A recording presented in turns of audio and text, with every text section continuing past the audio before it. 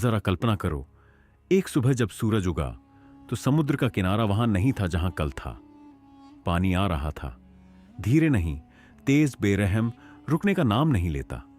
तुम्हारा घर, तुम्हारे खेत, तुम्हारे पुरखों की जमीन, सब कुछ निगलता जा रहा था। और यह किसी एक इंसान के साथ नहीं हुआ, यह पूरी मानव जाति के साथ हुआ, एक साथ। आज से 10,000 साल पहले धरती पर एक ऐसी तबाही आई जिसने दुनिया का नक्शा हमेशा के लिए बदल दिया। समुद्र का स्तर 120 मीटर ऊपर उठ गया। सोचो, 120 मीटर, पूरे के पूरे महाद्वीप के किनारे डूब गए। लाखों लोगों के घर, उनकी सभ्यताएं, हमेशा के लिए। और सबसे डरावनी बात, दुनिया की हर संस्कृति में इसी तबाही की याद है। भारत में महाप्रलय, बाइबल में नोआ की बाढ़, सुमेर में गिलगमेश की कथा, ग्रीस में ड्यूकालियन, मेसो अमेरिका में माया की बाढ़ की कहानी, चीन में गन्यू की महाबाढ़। क्या यह सब महज संयोग है या यह सब एक ही असली घटना की यादें हैं? क्या उस बाढ़ से पहले कोई सभ्यता थी जो आज समुद्र के नीचे दबी है? और सबसे बड़ा सवाल, क्या ऐसा फिर हो सकता है? अगर आपको ऐसे छुपे हुए राज पसंद हैं जो इतिहास की किताबों में नहीं मिलते, तो अभी सब्सक्राइब करें। यह चैनल सिर्फ इतिहास नहीं बताता, यह वो सच बताता है जो दुनिया छुपाती है। अब बात करते हैं उस दौर की जब धरती पर बर्फ का साम्राज्य था। आज से करीब 20,000 साल पहले धरती का 1/3 हिस्सा बर्फ की मोटी चादर से ढका था।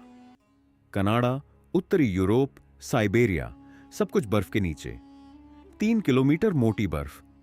उस समय समुद्र का स्तर आज से 120 मीटर नीचे था। मतलब आज जो समुद्र है वहां जमीन थी। श्रीलंका और भारत के बीच जमीन थी। इंडोनेशिया के सभी द्वीप एक ही बड़े महाद्वीप से जुड़े थे। इंग्लैंड यूरोप से जुड़ा था। अलास्का और साइबेरिया के बीच जमीन का पुल था।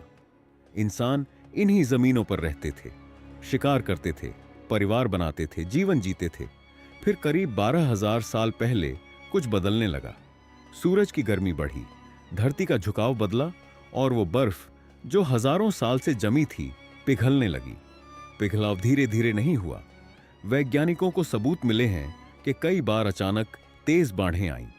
एक घटना को वैज्ञानिक मेल्ट वाटर पल्स, एक एज कहते हैं। करीब 14,000 साल पहले महज 500 साल में समुद्र का स्तर 15 से 20 मीटर तक उठ गया।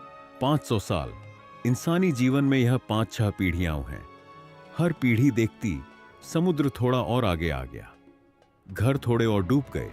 फिर आया यंगर ड्रायस, एक अजीब दौर जब अचानक ठंड वापस आई 1000 साल के लिए। और फिर करीब 11,600 साल पहले एक और झटका। तापमान महज 10 साल में 8 से 10 डिग्री बढ़ गया। 10 साल में। यह असंभव लगता है, पर यही हुआ।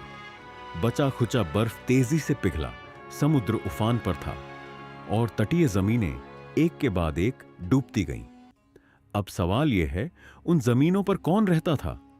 क्या उनकी कोई सभ्यता थी? भारत के गुजरात तट से कुछ किलोमीटर दूर समुद्र की गहराई में वैज्ञानिकों को कुछ मिला। पत्थर की संरचनाएं, कटी हुई शिलाएं, ज्यामितीय आकार जो प्रकृति नहीं बनाती, इंसान बनाते हैं। यह थी द्वारका, या कम से कम वो जगह जहां आज से 9,000 साल पहले कोई बस्ती थी। इंडोनेशिया में गुनुंग पदंग, एक पहाड़ी जो असल में एक पिरामिड हो सकती है, 20,000 साल पुरानी। भूमध्य सागर में, काला सागर में, पर्शियन खाड़ी में, हर जगह समुद्र के नीचे मानवीय बस्तियों के निशान। वैज्ञानिक ग्रैहम हैनकॉक दशकों से यही कह रहे हैं, एक खोई हुई सभ्यता थी और वो समुद्र के नीचे है। अब उस सवाल पर वापस आते हैं जो सबसे ज्यादा चौंकाता है। दुनिया में 200 से ज्यादा संस्कृतियों में एक महाबाढ़ की कहानी है। हर कहानी में एक इंसान है जिसे चेतावनी मिलती है, जो एक नाव या ऊंची जगह पर बच जाता है। हर कहानी में पानी आता है जो सब कुछ मिटा देता है और फिर एक नई शुरुआत होती है। भारत में राजा मनु को मत्स्य भगवान ने चेताया। उन्होंने नाव बनाई और मानव जाति बची। यह कहानी ऋग्वेद में है, जो दुनिया का सबसे पुराना लिखित ग्रंथ माना जाता है। क्या यह सब कल्पना है या यह उन लोगों की याद है जिन्होंने वो तबाही अपनी आंखों से देखी? जब पूरी दुनिया में एक ही कहानी हो तो उसे मिथक कहना बंद करो, उसे इतिहास कहो। और एक सवाल जो नींद उड़ा देगा, आज धरती फिर गर्म हो रही है, ग्लेशियर फिर पिघल रहे हैं। वैज्ञानिक कहते हैं अगले 100 सालों में समुद्र का स्तर 1 से 3 मीटर और ऊपर उठेगा। मुंबई, ढाका, कोलंबो ये शहर खतरे में हैं। करोड़ों लोग तटों पर रहते हैं।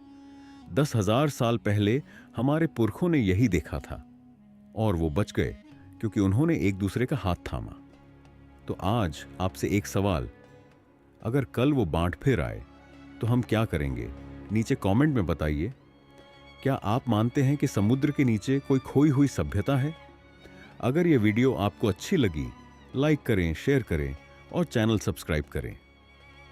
अगले वीडियो में हम जाएंगे उस खोई हुई सभ्यता की तलाश में जो शायद द्वारका थी।